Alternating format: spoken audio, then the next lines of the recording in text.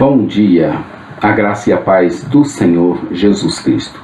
Veremos hoje o capítulo de número 29 do segundo livro de Crônicas. Ele tem apenas 17 versículos. Entraremos hoje na quarta parte da nossa divisão, que tratará do reino unificado em Ezequias. Rei modelo de confiança em Deus, Ezequias. Começaremos a partir de agora a ver a última parte da nossa divisão, conforme a Bíblia de Estudo de Genebra. Nós já vimos as seguintes partes. Primeira Crônicas e Segunda Crônicas juntos, eles têm 65 capítulos. E nós dividimos esses 65 capítulos em 4 grandes partes. Nós já vimos as genealogias do povo de Deus, que foi do capítulo 1 ao capítulo 9. Nós já vimos o Reino Unido, do capítulo 9 de 1 Crônicas ao capítulo 9 de 2 Crônicas. Lá nós vimos os reinados de Davi e de Salomão. Depois nós vimos o reino dividido, que foi do capítulo 10 de 2 Crônicas até o 28. E agora estaremos fazendo nossas reflexões na quarta parte, que é o reino unificado, que vai dos capítulos 29 ao 36. O reinado de Ezequias. Quem está falando é o pastor Daniel Deusdete das Semeadores. Para ter um bom aproveitamento, antes de começarmos, apanhe sua Bíblia para fazer uma leitura prévia dessa narrativa. Também você pode aproveitar e entrar em nosso blog site Jamais Desista para ouvir a parte correspondente a essa narrativa, com tabelas, ilustrações, gráficos e também a parte bíblica segmentada. Mantenha sua Bíblia aberta para ir acompanhando ou faça a leitura prévia, mas não deixe de ler o texto bíblico. Ele é muito mais importante, ele é a palavra de Deus inspirada para os nossos corações. Veremos agora o reinado de Ezequias. O cronista dedica mais atenção a Ezequias do que a qualquer outro rei, com exceção de Davi e Salomão.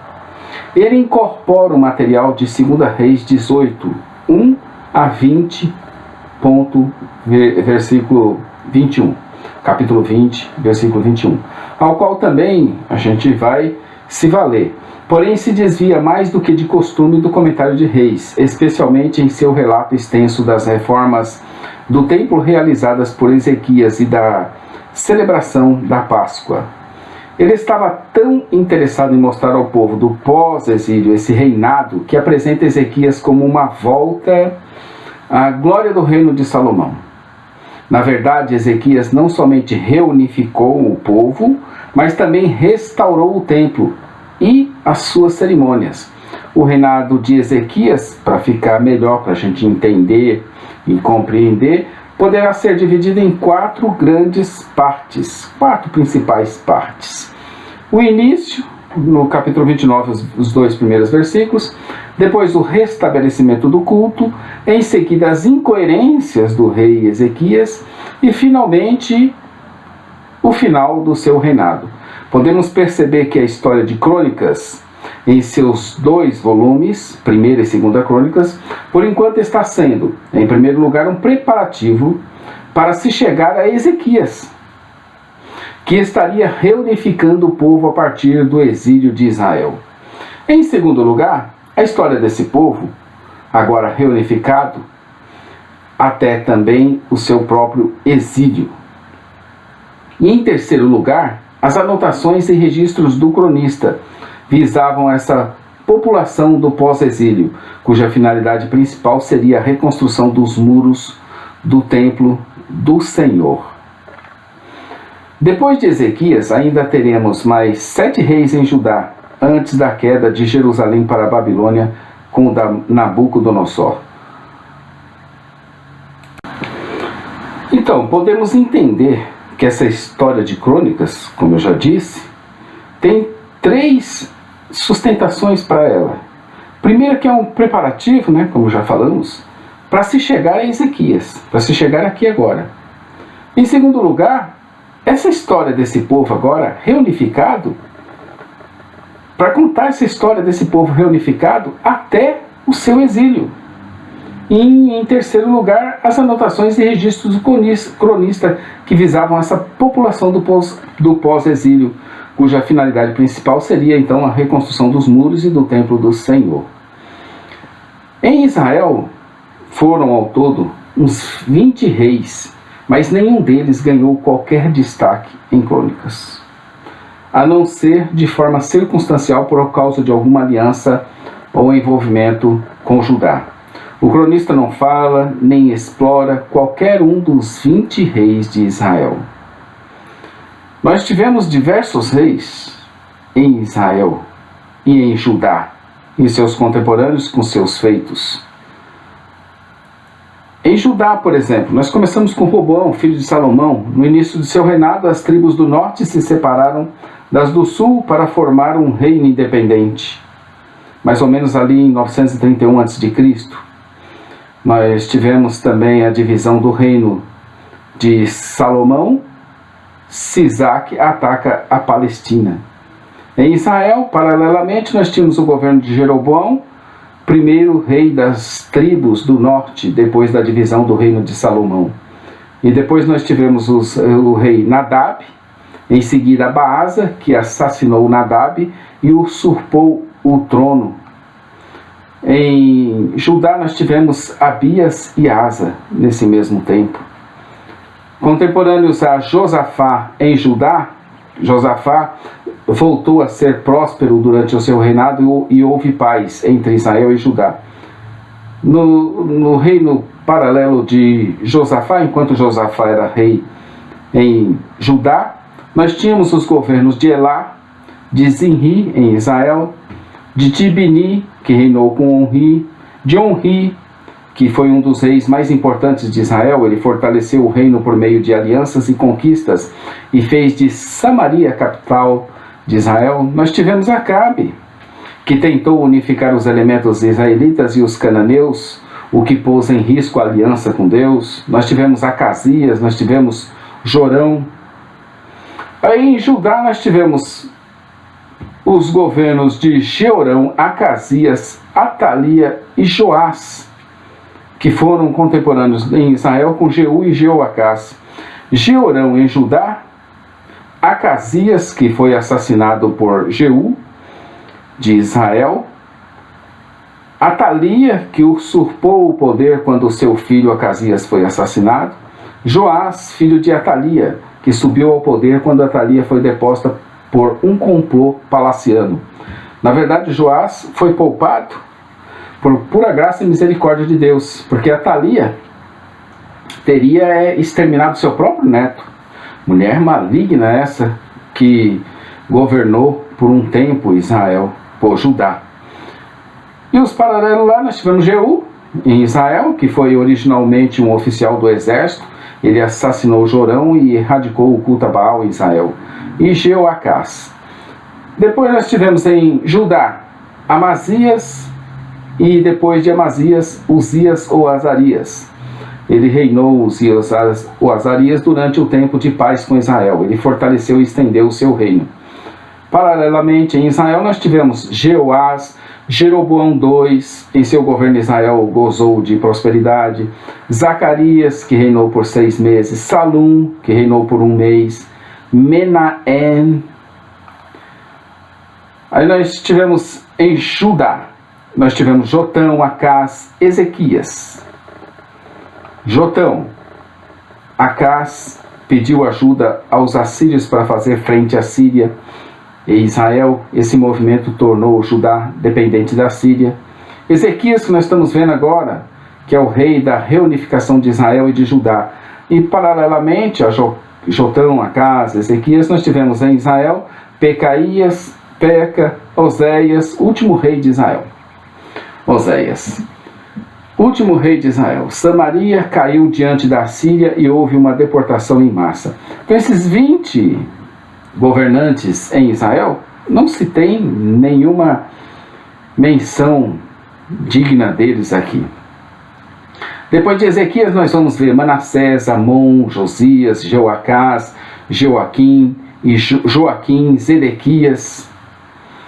Ezequias, o início do seu reinado, ele foi muito elogiado. tanto em Reis quanto em Crônicas. Muito elogiado. Ele foi considerado pelo narrador bíblico um dos melhores reis. Em 2 Reis 18:5, o cronista o considera referência em confiar ao Senhor, tanto que não houve quem confiasse em Deus como ele antes e nem depois. Então nós temos em Ezequias um modelo de confiança em Deus. Em Davi nós temos o modelo do homem segundo o coração de Deus. Em Salomão nós temos o modelo do homem sábio. E Ezequias é esse modelo de confiança em Deus. A opção desse rei foi confiar no Senhor. Essa capacidade de confiar no Senhor, ao meu ver, é uma das qualidades do homem de Deus que mais eu mesmo prezo. E é a que mais mexe comigo em todo o meu ser. Ezequias foi especialmente notável, padrão na maneira como confiou no Senhor. Verso 5. Assim como foram notáveis também Salomão pela sua sabedoria, como já dissemos, Josias, mais uma lembrança, pela reforma que fez, um excelente reformador. Sendo essa a sua opção, a de confiar no Senhor e a Ele se apegar, não deixando de segui-lo e guardando os seus mandamentos, o Senhor então foi com ele. Para onde ia, lograva bom êxito e assim rebelou-se contra o rei da Síria e não o serviu. Feriu os filisteus até Gaza e seus limites, desde as atalaias dos vigias até a cidade fortificada. Ao contrário de seu pai Acás, Ezequias foi um exemplo no seu reinado. Ele foi um rei extraordinário em vários sentidos, inclusive na sua oposição à idolatria.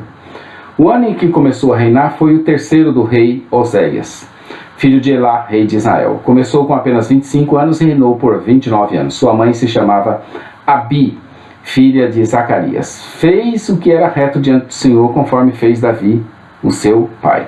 É interessante que o modelo de comparação dos reis de Judá sempre tiveram por base o rei Davi. Davi, como pai de Salomão, cometeu muitos erros. Porém, mesmo quando pecava, a atitude contrita de Davi era exemplar. Em nenhuma ocasião o narrador bíblico registra que Davi tenha adorado algum deus falso. Sua devoção constante a Deus era inabalável, por isso que ele é e sempre será um modelo a ser seguido como rei e um modelo de homem segundo o coração de Deus. Já do outro lado de Israel, onde nenhum dos reis foram aproveitados aí em Crônicas, nem citados de forma digna, nenhum deles, o modelo de comparação era Jeroboão. Foram mal, fizeram o que era mal aos olhos do Senhor, conforme Jeroboão. Restabelecimento do culto. Ezequias removeu os altos, coisa que nenhum rei antes dele teve coragem de fazer. Ele reformou o culto do seu povo, destruindo os santuários pagãos. Ainda quebrou ele as colunas e deitou abaixo o poste ídolo. Deitou abaixo o poste ídolo e fez em pedaços a serpente de bronze que Moisés fizera, porque até aquela época os filhos de Israel lhe queimavam incenso e lhe chamavam de Neustã. Essa serpente foi preservada no início como memorial da misericórdia de Deus para com os israelitas quando estavam no deserto. Com o tempo havia se tornado um objeto de adoração idólatra que fazia o povo pecar. Ezequias, temente a Deus e zeloso dele, a destruiu, evitando assim que novas gerações caíssem nesse erro maligno. O relato da reforma do templo inclui a instituição dos cultos do templo, a celebração da Páscoa, as provisões para o templo. A restauração do templo envolveu diversas atividades. Entre elas nós tivemos a abertura do templo, propriamente dita, a restauração do sacerdócio, a instituição dos sacrifícios.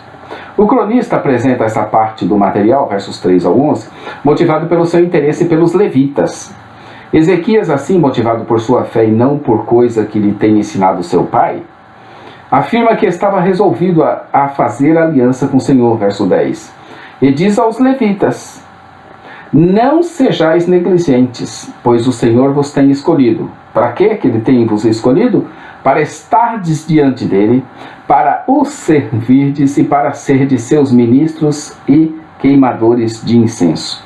Em razão disso, dessas palavras de exortação e de ânimo, os levitas, então, Se levantaram, verso 12, congregaram seus irmãos, verso 15, santificaram-se, verso 15, e vieram para purificarem a casa do Senhor, verso 15. Vemos dessa forma que o cronista apresenta esses detalhes, versos 16, para mostrar que a reforma de Ezequias foi realizada estritamente de acordo com a legislação mosaica. Os levitas seguiram fielmente as instruções do rei, e a ele prestaram contas de todas as reformas que fizeram no templo, por causa dos danos provocados por seu pai ao final. Por causa dos danos provocados por seu pai. Ao final, lhe falaram que já prepararam e santificaram o templo, e eis que tudo agora estava diante do Senhor. Dos versos 20 ao verso 36, Ezequias restabelece o culto de Deus. A dedicação do templo é descrita em 3 partes. Os sacrifícios levados pelos líderes, versos 20 a 24, em favor da família real, dos sacerdotes e levitas do povo. Na verdade, esses 3 grupos tinham participado da apostasia durante o reinado de Acais. A organização da música, a dedicação do templo é descrita em 3 partes, né? Os sacrifícios levados pelos líderes, a organização da música, versos 25 a 30, e os sacrifícios levados pelo povo, versos 31 a 36. O tipo de entusiasmo que se viu aqui com os levitas era o que o cronista esperava agora de seus leitores. O fato de citarem a grande quantidade de animais sacrificados por Ezequias tão somente visava compará-lo ao reino de Salomão e assim motivarem o povo do pós-exílio. Temos de ter em mente, doravante, que agora a expressão todo Israel se refere aos súditos dos reinos do norte e do sul juntos. Foi Ezequias o reunificador, que disse que aqueles sacrifícios deveriam agora serem realizados não apenas por Judá, verso 21, mas por todo Israel. Essa preocupação desse rei fabuloso, tanto pelo norte quanto pelo sul, o associou aos reinados de Davi e de Salomão. Assim, preanunciou o seu desejo de que todas as tribos participassem juntas da Páscoa, que nós veremos no capítulo 30, dos versos 1 ao verso de número 6. Essa restauração do templo levou menos de 3 semanas, versos 3, 17 e 20, o que era uma demonstração do poder divino e motivo de comemoração. Repare no verso 36 a grande alegria que estava presente em todos, haja vista que apressadamente fizeram toda essa obra. Isso é o que acontece com quem confia no Senhor. Como foi Ezequias, um exemplo para todos nós e também para o cronista que queria influenciar positivamente os seus leitores. Amanhã, meus queridos, nós estaremos vendo o capítulo de número 30 de 2 Crônicas, onde veremos Ezequias celebra a Páscoa e a alegria reina no reino agora unificado. Reino unido, reino dividido, agora reino unificado ou reunificado. Um bom dia a todos, fiquem com Deus, curta aí nosso vídeo, inscreva-se no nosso canal, acesse nossa loja virtual semeadores.com.br. Maranata, ora vem, Senhor Jesus. Bom dia, querido, na presença de Deus.